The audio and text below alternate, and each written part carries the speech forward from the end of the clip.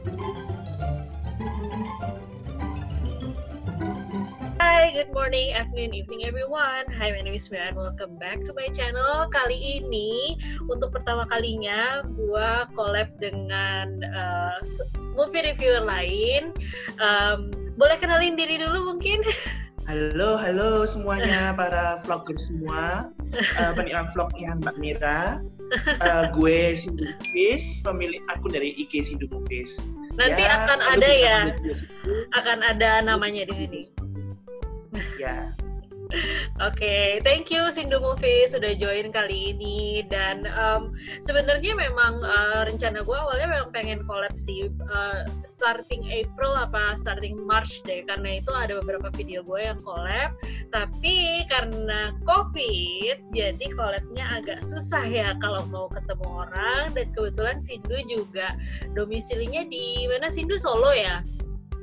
Ya betul, Solo. Iya, karena itu jadi kita begini caranya untuk collab-nya by Zoom. Nah, hari ini, sebelum kita mulai, as always, jangan lupa untuk klik bell button di sebelah subscribe button gua supaya kalian gak akan ketinggalan video-video baru gua lainnya. Bisa collab, bisa movie review, bisa trailer reaction. Nah, hari ini kita mau ngomongin tentang adapted screenplay ya, Sindu ya.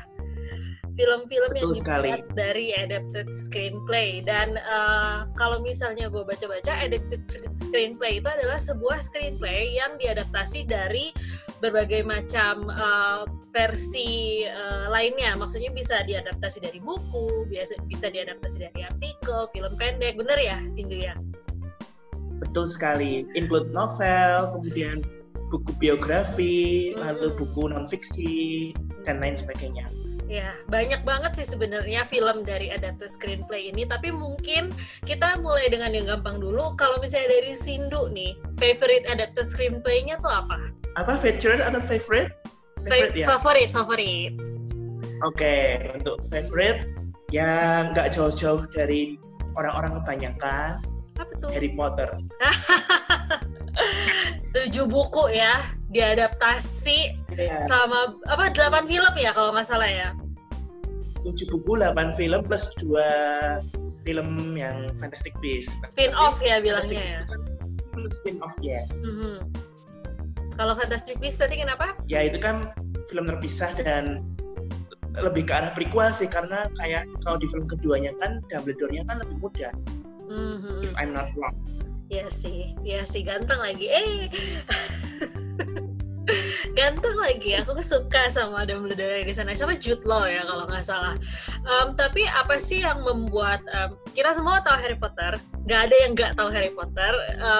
Kalaupun nggak baca, pasti tahu filmnya. Nggak nonton pun pasti tahu dia itu eksis gitu. Nah, pasti Sindu juga udah pernah baca bukunya, dan gue juga udah pernah baca bukunya dan udah nonton filmnya. Favoritnya apa nih yang ditranslate dari bukunya ke filmnya gitu? Mungkin ada yang di bukunya nggak gitu oke, tapi di filmnya oke, ataupun sebaliknya. Apa nih yang spesial dari adapted screenplay ini gitu? Dari filmnya juga dipilih mungkin yang mana? Tentu aja yang sederhana Harry Potter aja ya, karena favorit juga banyak orang. Aku lupa di buku ke-6 atau buku ke-7 aku lupa. Di situ ada adegan di buku itu tidak terlalu spesial sih menurut aku. Ketika masa lalunya Lily Potter ya. Lily Potter. Kan ini emang Cinderella. Lily Potter dan adegannya pas pada waktu mau melahirkan si Harry itu. Kalau nggak salah ya, habis itu ada pas ketika itu kan Snape-nya menyelamatkan si Lily itu pada waktu itu. Iya betul. Nah di buku itu for my opinion, in my opinion sendiri itu kayak divisualisasikan ke dalam sebuah film itu nggak bakal mewah-mewah banget gitu, tapi ketika David Yates pada waktu itu memvisualisasikan di film Harry Potter itu, wah ini adegan menakjubkan sekali dan wow. Itu adegan opening bukan sih? Openingnya opening atau bukan ya di film ke-6 itu? Aku agak lupa deh. Tapi pertengahan kayaknya. Pertengahan ya. Tapi aku ingat sih adegannya. Dan it was very emotional banget sih. It was fantastic. Iya. Apa sih? Ya menyayat hati lah, maksudnya kita kayak beneran ngerti apa yang Snape alami lebih tepatnya ya, maksudnya bagaimana perasaan Snape saat itu. Dan iya aku ingat adegan itu. BTW aku nggak, kalau misalnya nggak diingetin sama Sindo, aku pun juga udah lupa film Harry Potter seperti apa. Bukan karena ingin lupa, karena it's so many gitu loh. Jadi ada 8 film yang which is masing-masing juga punya bobotnya masing-masing. Dan tapi kalau misalnya scene yang tadi Sindu bilang, I remember it, pasti nangis. If you have feelings, then you will cry. Bullshit kalau misalnya lu nggak nangis gitu. Bener kan? Itu kayak dan memang pada saat di buku kayaknya itu nggak gitu diomongin gitu. Tapi the good thing about the movie itu bisa memvisualisasikan apa yang buku itu ingin katakan, cuman in a broader way, maksudnya di mana semua orang bisa ngerti gitu. Dan itu gue setuju sih sama yang lo bilang sih gitu. Dan pastinya semua orang juga banyak yang tahu. Apalagi sih kira-kira adapted screenplay yang semua orang juga bisa relate ya selain Harry Potter. Aku ada contekannya BTW. Jadi aku nggak punya contekan sama sekali. Sorry. Gak apa-apa. Kalau contekan jadi lebih grogi. Iya betul. Kemudian apa? Oh kemarin kita sempat ngobrol itu NKCTHI, which is kalau misalnya kita jadi agak melipir ke Indonesia dulu ya. NKCTHI itu nanti kita cerita tentang hari ini. Bukunya itu kalau misalnya ditulis di Wikipedia itu adalah buku novel. Buat gue itu bukan novel, itu buku quote. Kagak ada novel-novelnya. Kalau novel paling nggak ada karakternya gitu. Kalau ini nggak, purely buku quote doang. Tapi for some reason itu bisa ditranslate menjadi sebuah, which is kalau misalnya penulis naskahnya lihat ini, which is Kak Jenny Yusuf, you did a great job. Anda bisa mentranslate apa yang sudah ditulis di situ ke film layar lebar, and it was pretty deep for us. Maksudnya cukup dalam juga. Nah, kalau misalnya Sindu udah pernah lihat NKCTHI dan udah pernah baca bukunya belum? Dan kira-kira pendapat lu gimana nih soal film yang satu ini? Because I think that was a pretty big movie. Hit berapa juta ya gitu yang waktu penonton? 2 juta. Iya, 2 juta ya. Ya. Kalau gue sih karena sebenarnya belum pernah baca bukunya dan belum pernah lihat seriesnya juga, karena aku sebenarnya tahu itu ada seriesnya. Iya betul. Tapi aku lihat sih Angga Dwi Mas Sasongko ini benar-benar bagus sih cara penyampaian, dan aku cukup terharu juga sih di beberapa scene-nya. Dan yang paling simpelnya itu si Kale. Oh, yang kayak sayur itu. Apa namanya? Ya, I remember him. Ya. Apa quote yang paling yang di memorable-nya tuh yang waktu dia ngobrol sama, aku lupa nama yang ceweknya. Awan ya. Kamu maunya jadi Awan. apa gitu. Apa sih kayak nanya balik. Awan ya? Iya. Aurora Awan deh kayaknya. Kalau Aurora kan yang itu, yang cewek tapi pameran seni. Iya, pameran seni, betul. Kalau yang sama si Kalenya kan Awan, yang paling muda. Iya, yang paling muda. Dan quote-nya itu yang paling diingat adalah apa kalau nggak salah ya? Kita ini apa sih? Awan kan bilang gitu. Terus si Kale malah bilang balik, kamu mau jadi apa aja? Bisa aja si Kale. Dan quote-quote-nya juga di-input sedikit-sedikit pelan-pelan gitu supaya sesuai dengan alur cerita. And untuk sebuah buku quote, that's a good adaptation sih, karena kalau misalnya quote kan bisa diinterpretasi jadi apa aja gitu. Tapi di sini dibuat ceritanya itu bermakna dari awal sampai akhir, meskipun quote-nya sendiri sebenarnya bisa diinterpretasikan secara berbeda-beda gitu. That's a good thing. Apalagi ya adapted screenplay yang Oh iya, kalau misalnya itu kan dari buku gitu. Kalau misalnya ada text screenplay dari sebuah karakter itu bisa nggak sih? Karena gini, gara-gara kita mau ngobrol kayak gini, gue jadi lihat nominasi Oscar, cuy. Iya, nominasi Oscar untuk Academy Awards ya. Nominasi Oscar untuk Best Adapted Screenplay maksud gue. Dan surprisingly buat gue, karena gue sendiri juga nggak tahu adapted screenplay itu bisa jadi dari apa aja sebelumnya. Joker is one of them, gitu. Dan pas gue lihat, maksudnya ini dia adapted dari mana gitu. Ternyata the character itself gitu. Jadi adaptasi tuh nggak harus dari sebuah buku atau sebuah short film. It can be as simple as the character. Apalagi Joker kan kalau setahu gue ya di DC tuh kayak nggak ada nama humannya gitu. People only know him as Joker gitu. Tapi di sini kan di film Joker yang kita tahu kan dia dikasih nama siapa sih, Arthur ya? Arthur. Iya, Arthur something gitu, dan bisa dibuat cerita sendiri.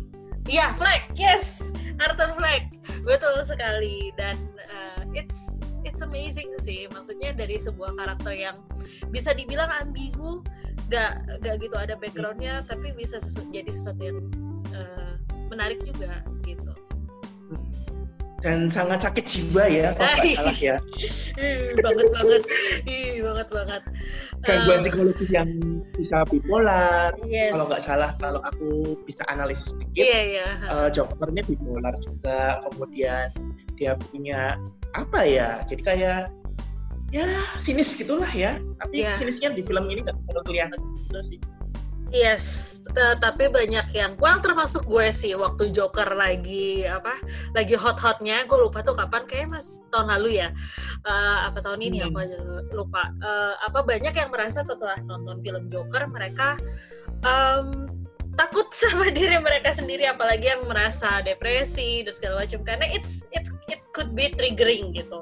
Kalau misalnya gue personally merasakan hal itu, tapi ada juga yang enggak, dan it was a big impact for everyone saat itu, film itu gitu. So for DC to create something like that after Justice League,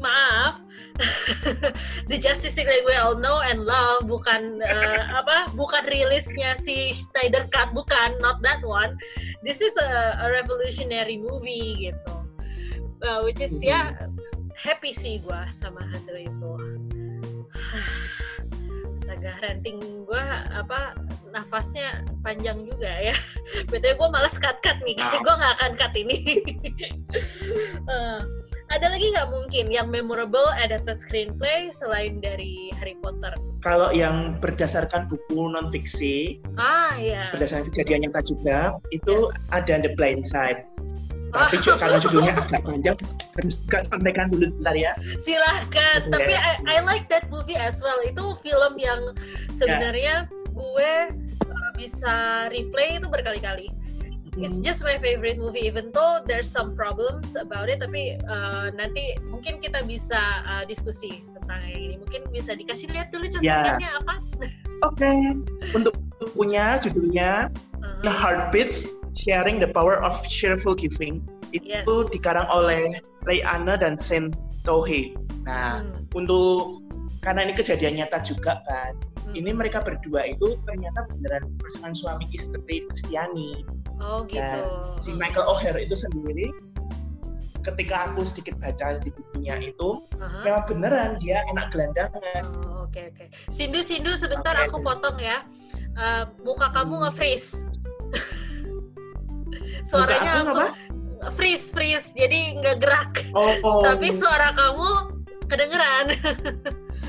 Sebentar. Iya. Biasa koneksi jaringan emang agak sedikit ngadat kalau segini. Video aku sih kayaknya masih gerak ya. Cuman kamu tuh kayak lagi merengut gitu. Udah muncul ya? Udah muncul senyumnya ya? Karena buka contekan. Udah. Karena baca contekan jadi lihat kamu. Oke. Terakhir Michael O'Hare ya. Jadi maksudnya dia beneran yatim piatu atau gelandangan atau gelandangan lebih tepatnya. Dan dia ketika dipertemukan dengan pasangan suami istri ini, Yes. Apa itu namanya? Jadi banyak sekali hidupnya berubah gitu, Yes. baik dari sisi keluarganya maupun kalau dari sudut pandangnya keluarganya juga berubah, dari sudut Michael O'Hare juga berubah. Semuanya jadi lebih bagus gitu. Jadi kayak sempat baca bukunya, dan itu kan ada kesaksian kecilnya dari kedua maksudku sepasang suami. Iya, suami istri itu. Tapi karena nggak mau aku bahas karena aku nggak tahu viewers kita gimana. Iya, it's okay. Tapi kalau misalnya, the power of giving banget intinya. Yes, betul, the power of giving ya.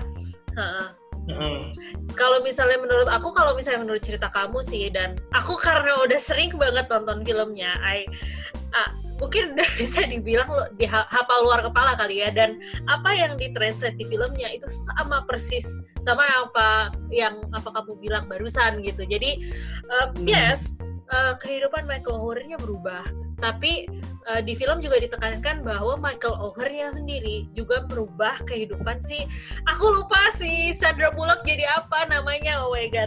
Ya itu tadi pengarang bukunya, itu. Siapa namanya? Yang pengarang bukunya itu kan pengarang bukunya, nama karakter pengarang buku. Iya, pengarang bukunya sih. Tapi namanya siapa? Aku lupa. Tadi siapa? Itu Anne, sorry. Oh, Lian, ya. Lian. Ya, betul ya, Lian. Yes. Oke. Ingat.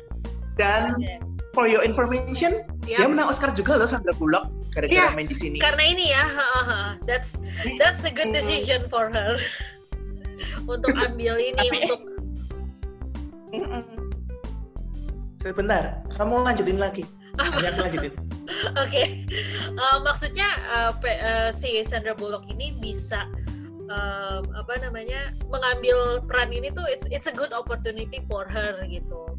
Dan dia translate banget deh peran dia di film ini gitu. Kelihatan kerasnya tapi kelihatan lembutnya juga, kelihatan gimana dia conflicted juga dan nggak tega juga, cuman padahal galak gitu.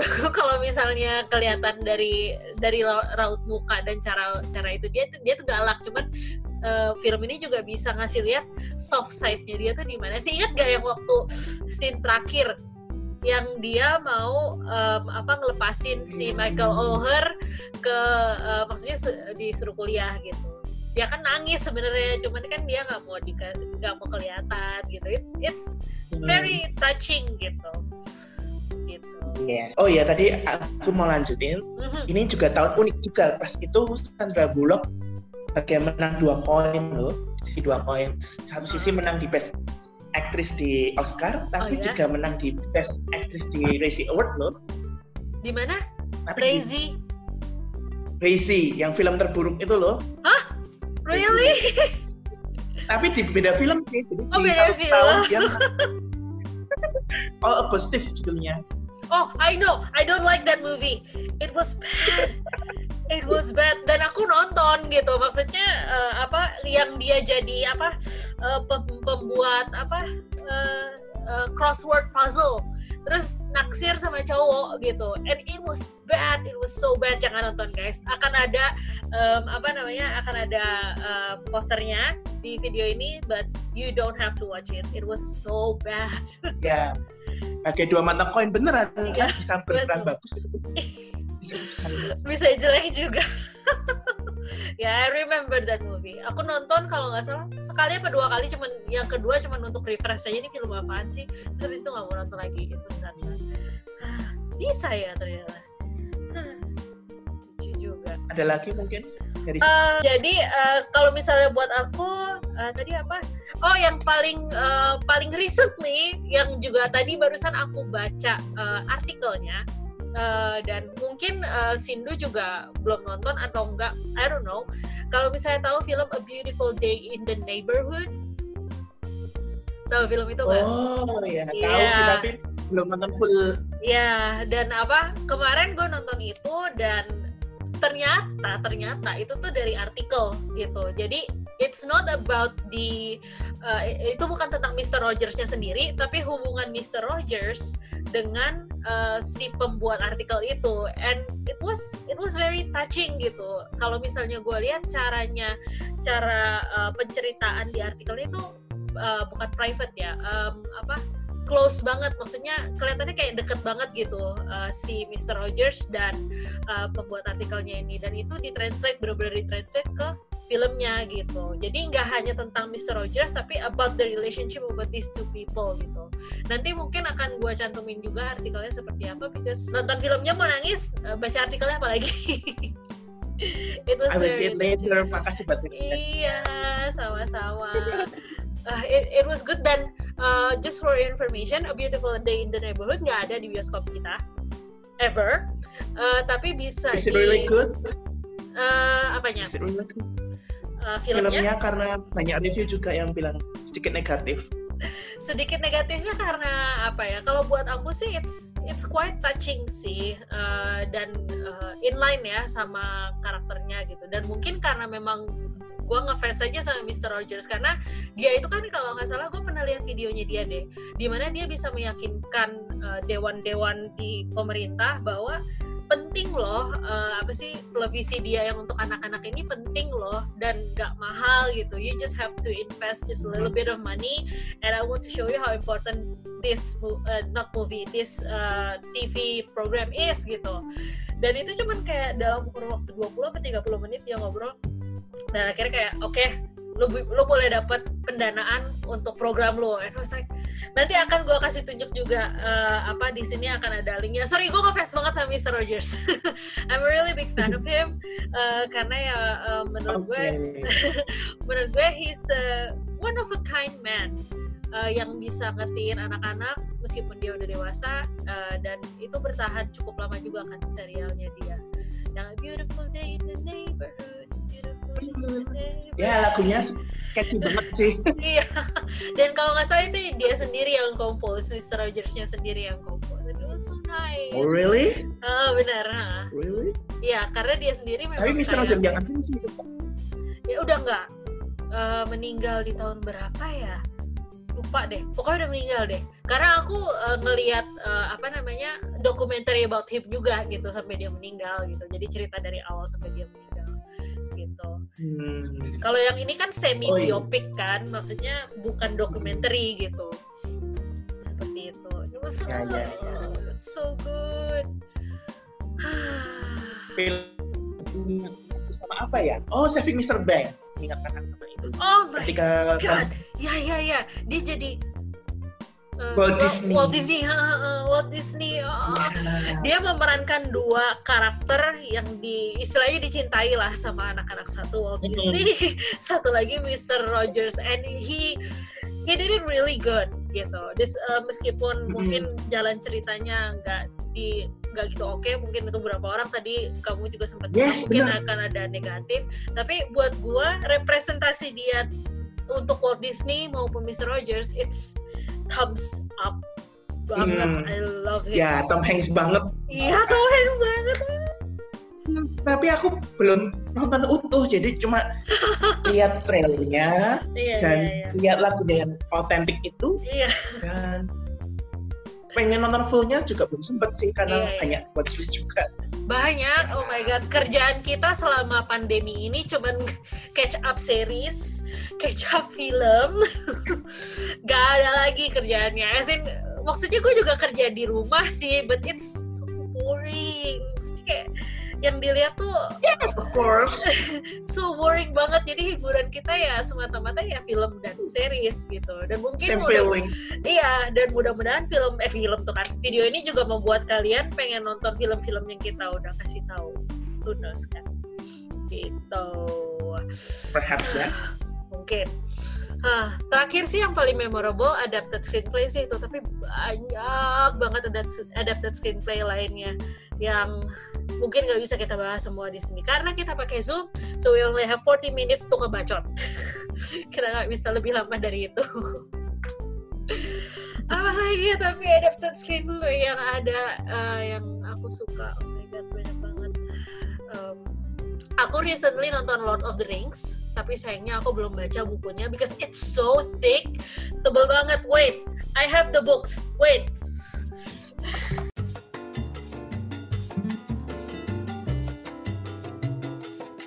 Jadi balik lagi, tadi ngomongin tentang Lord of the Rings, gue baru nonton film ini, bukunya ini BTW, dan gue baru nonton film ini pada saat si Indu.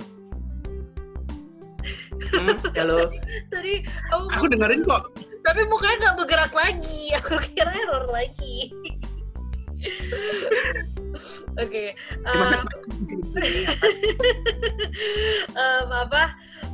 Tadi aku cerita bahwa Lord of the Rings ini aku baru nonton pada saat pandemi ini, which is a pity karena gue pengennya nontonnya sih sebelum pandemi ya, cuman entah kenapa dulu. Nah ini sesuatu yang tadi gue belum sempat ngomongin, gue tuh dulu nggak suka sama Lord of the Rings, nggak tahu kenapa. Pertama kali gue nonton Lord of the Rings gue nggak ngerti itu film apaan sih, kayak nggak menarik gitu loh buat gue. Tapi akhirnya yang lain bilang, Bir lo harus nonton, lo harus baca, lo harus tahu lah istilahnya Lord of the Rings ini apa gitu. Dan akhirnya setelah gue pending sekian lama, abad lamanya, akhirnya ya udah karena ada waktu sekarang, toh kita pandemi juga nggak ngapa-ngapain, ya udah gue nonton semuanya, ada di HBO Go BTW 3 film itu. Dan gue nyesel gue baru nonton sekarang karena gue udah pernah ke New Zealand. Ini tempat dimana gue beli 3 buku Lord of the Rings plus The Hobbit. Gue udah pernah lihat Hobbitan-nya. Gue udah pernah kunjungin set dimana si Elijah Wood pernah ketemu dengan Gandalf pertama kalinya di film pertama. Gue udah pernah lihat rumahnya itu loh, aduh aku lupa, yang rumahnya si siapa namanya si Britain gitu ya? Ya, nama rumahnya tuh ada, aku lupa, yang pintunya hijau, yang ada bentuknya bulat gitu nggak sih? Kenapa? Bentuknya bulat. Iya, pintunya. Pintunya semua bulat permasalahannya. Kalau itu loh si Elijah Wood karakter punya rumah yang ada ada pohonnya, aku lupa, Shire ya, Bag End. Nama rumahnya tuh Bag End. Aku udah lihat. Jadi something interesting about Hobbiton, Bag End itu versinya versi manusia. Maksudnya manusia bisa buka pintunya dan atapnya paling mentok sedikit, tapi banyak versi rumah Hobbiton lain yang lebih kecil. Jadi itu adalah teknik, ini gue dijelasin sama tour guide-nya. Jadi itu adalah teknik kamera di mana setting rumah-rumahnya ada yang sebenarnya secara beneran tuh kecil, tapi kalau misalnya direkam sama kamera itu kelihatannya mereka jauh. Ngerti kan? Ya, ngerti.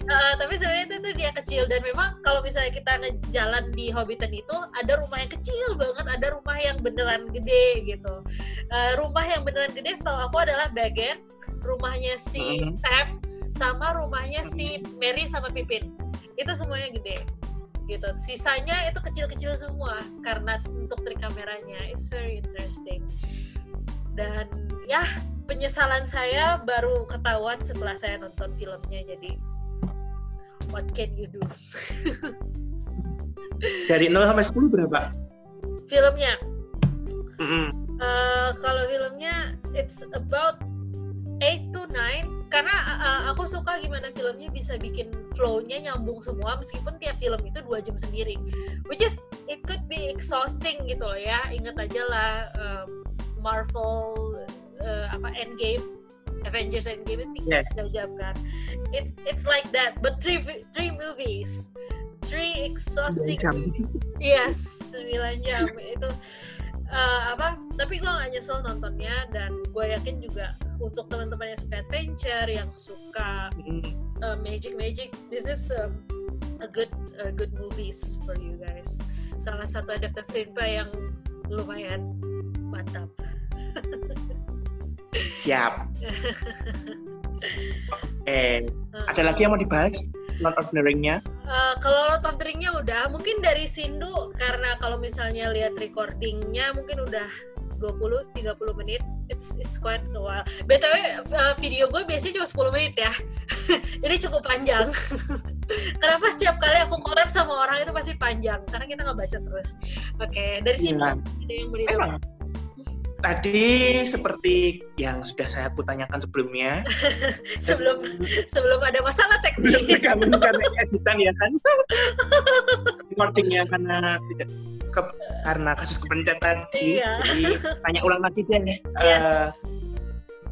Lu kan dikenal sebagai ibu. Apa?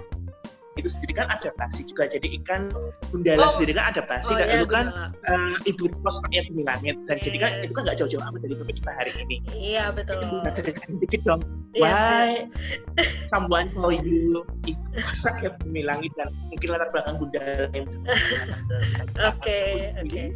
juga nggak terlalu nyeh Gundala. Nggak gitu apa? Sorry, bisa diulang nggak gitu apa tentang Gundala? Ngeh. Oke, ngeh. Karena nggak terlalu paham gitu.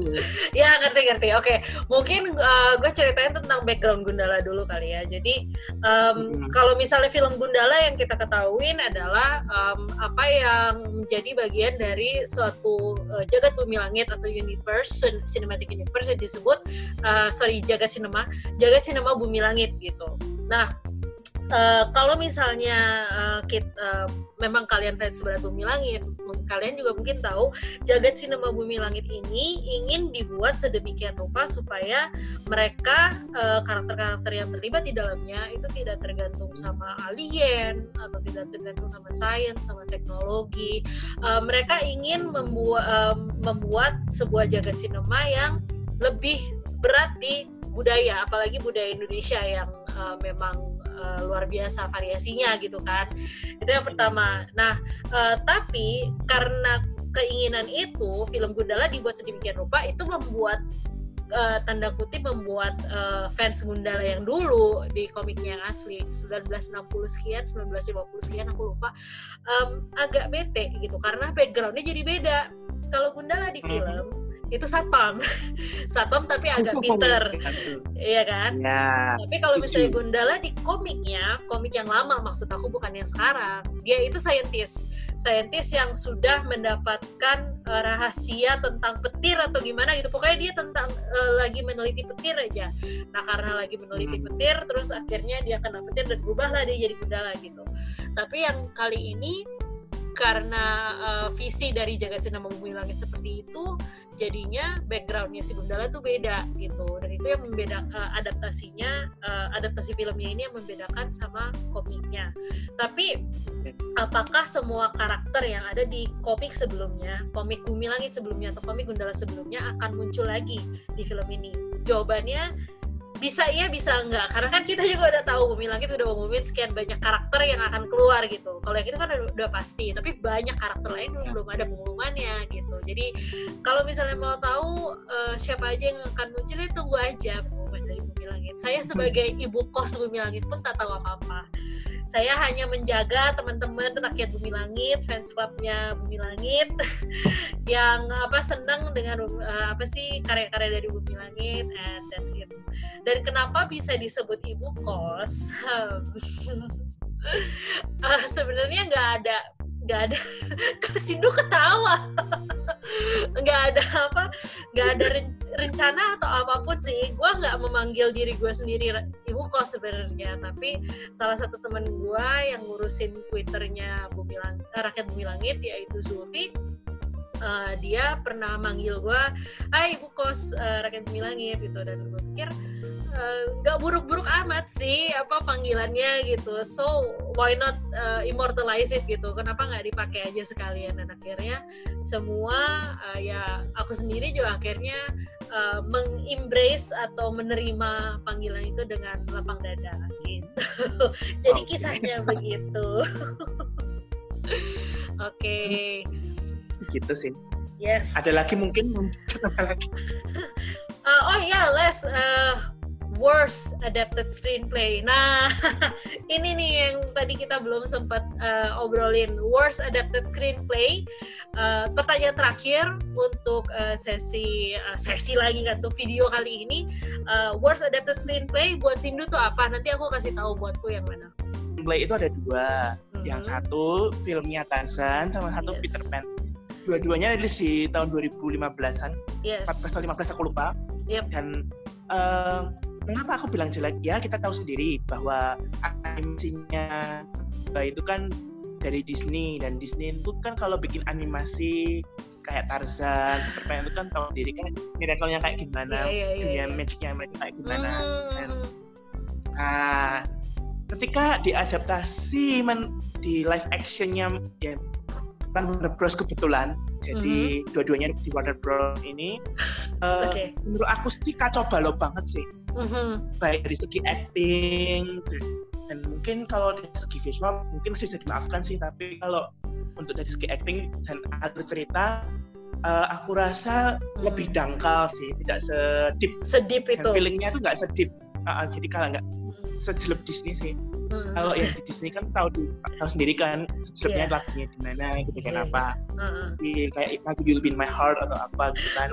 Kalau yang di ini Pan yang dimainkan oleh Stellan Skarsgård sama Hugh Jackman kalau nggak salah. Hugh Jackman. Fokusnya ke Captain Hook kalau yang di Pan itu, yang tentang Hugh Jackman itu sendiri.